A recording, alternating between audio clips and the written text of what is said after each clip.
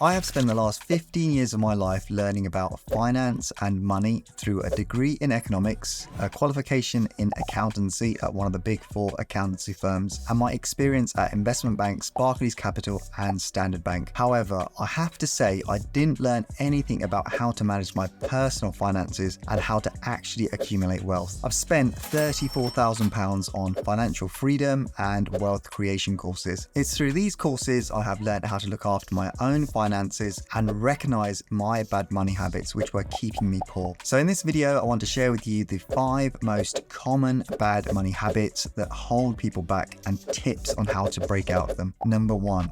Buying a house or a flat. Saving up to buy a house or a flat can be one of the biggest money drains. You usually need a 20% deposit, and then after that you have to service the mortgage on a monthly basis. It's a long-term commitment, and the way interest rates are at the moment, it means that most people getting onto the housing ladder will be taking out more expensive mortgages and paying these over a longer term, maybe 30 or even 40 years. I am a property investor, and I realized that I could use the same investment principles when looking for a flat to purchase to live in. I should have done this when I purchased my residential flat in London rather than buying it like everyone else. Let me give you an example. This 2-bedroom flat in Brixton, valued at £320,000, you would need to put down a 20% deposit, so that's £64,000. You would incur legal and valuation costs, which might come to say £2,000, and then you would have to furnish the property, so let's budget £7,500. So all in, you would be in for £73,500. That's a lot of money to save up, especially when you're starting out, as most people are usually in a graduate or lower paying job, and most people are renting. Renting is usually more expensive when compared to mortgage payments that you would make, but in the current climate, the gap between the two has been closing. For example, the monthly mortgage payments on this property would be £1,377 a month. This is with a mortgage from NatWest. Top tip: there is a way you could massively reduce the amount of money you tie up. So for example, the traditional way, you are tying up £73,500. I actually purchased this exact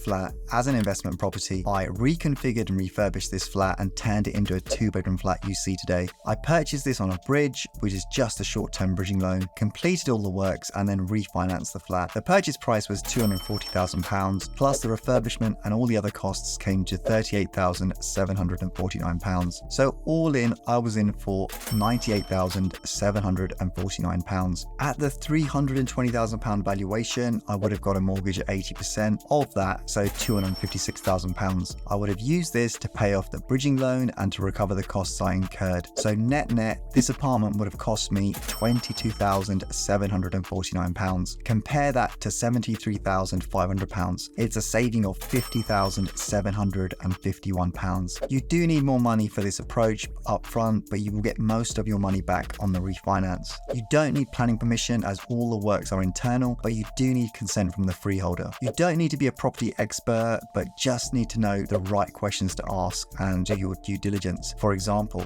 all you need to do is find out if you will get consent, which you can do by looking at the freeholder's website. You can speak with the estate agent and ask them to send you some 2-bed comparables to see if you are indeed adding value. You do want to look for things that are tired and dated so that you can negotiate a discount on the purchase price and add value by adding a bedroom. This strategy would work even if you were looking to buy a 1-bedroom flat. So in this instance, buy a 1-bedroom flat, reconfigure it into a 2-bedroom flat and rent out the other room on spare room to help pay towards the mortgage, or even rent the room out on Airbnb. Number 2, leasing a car. Leasing a car seems to be the rage at the moment, but leasing a brand new car in your personal name is super expensive. There is usually an upfront payment to make and then the monthly payments to service. You have to then pay for the insurance plus the costs to run the car on a monthly basis, such as the fuel or even the electricity if it's electric. It seems that everyone is buying brand new electric cars at the moment. Teslas seem to be everywhere at the moment, but be careful. A lot of people driving these are buying these through their limited companies because you can write off the entire cost off any corporation tax due, plus the benefit in kind to employees at the moment is really low. It's 2% of the value of the car. All the costs, such as the insurance, the maintenance, can also be deducted in the company, whereas they can't under your personal name. Check out this Tesla Model 3. It's really hard not to upgrade, as well well, which keeps on adding to the price. But let's assume we go for the basic Model 3 in solid black with the wheels that are already included. Let's forget the tow hitch, keep the black interior and leave the enhanced autopilot, as that's an extra £3,400, and we will also leave the full self-driving capability, which costs a whopping £6,800. We will need a wall connector, so let's select that, which costs £475. So if we click on the calculate financing, the monthly costs in your own name would be £9,000 down payment plus £492 a month for 48 months at 9.5% APR. Your monthly payments would be £486, and that's not including insurance and electricity. Now, instead, if you ran the car through a limited company, then the limited company would pay the £9,000 down payment plus the £486 a month for 48 months at 9.5% APR. You would be able to claim the insurance and the electricity costs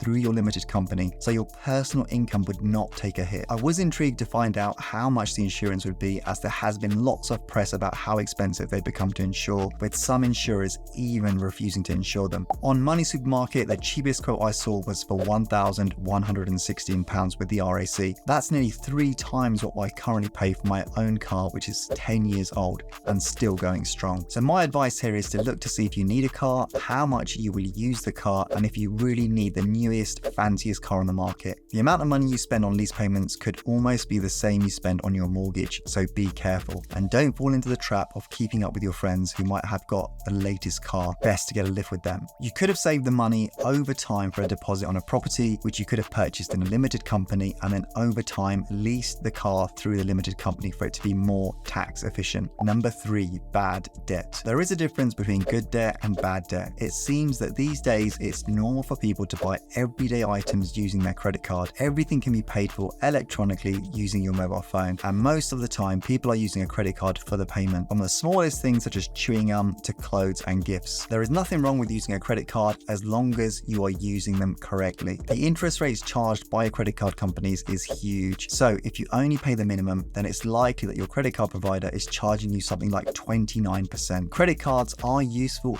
if used correctly. For example, you can earn reward points for spending money on your credit card. American Express offers you Avios points, which you can use towards hotels and flights. By spending money on your credit card, you can help prevent fraud. If there's a fraudulent transaction, then the credit card company usually issues you a refund and then investigates the transaction, which wouldn't be the case if it was on your current account. The top tip is to make sure your payments are set to clear the balance off on a monthly basis so that you don't get charged any interest, and also make sure you check your credit card statement on a monthly basis to see what you are spending on and where. I know it's boring and painful, but it will help you manage your finances much better going forward. Number 4, waiting too long to invest. A lot of people say that they don't have any money to invest. How many times have you heard that, and how often have you said that to yourself? You don't need hundreds of thousands of pounds in the bank before you start thinking about investing. You can simply start by transferring 10% of your salary into a savings account or ISA account. This is exactly how rich people behave, according to Robert Kiyosaki, the author of Rich Dad Poor Dad. They transfer 10% of their salary as soon as it comes into their savings account. This way, they are paying themselves first. He says that if you pay yourself last, like most people do, then it's likely that you won't have anything left at the end once you've paid all your bills and everything else. This will force you to adjust your spending habits accordingly, and it's all about breaking those bad habits and instilling new ones. And then you could look at other investing options, such as investing in stocks and shares through a mutual fund, and even investing in property, depending on where your interest lies. The disadvantage of leaving your money in the bank in your current account is that it will earn very little interest, and with the rate of inflation, you'll be actually losing money. You want your money to be working hard for you and not working hard for your money. Number 5, savings. Trying to save your way to retirement or financial freedom will never work, because there is a cap on how much you can save. To truly build wealth, you will have to think about how you will save more of your income, but also how you could make more money, whether that's investing in the stock market or in property, asking for a pay rise, or by starting a side hustle. There is usually a cap on how much you can save, but with a side hustle, there is potentially unlimited upside.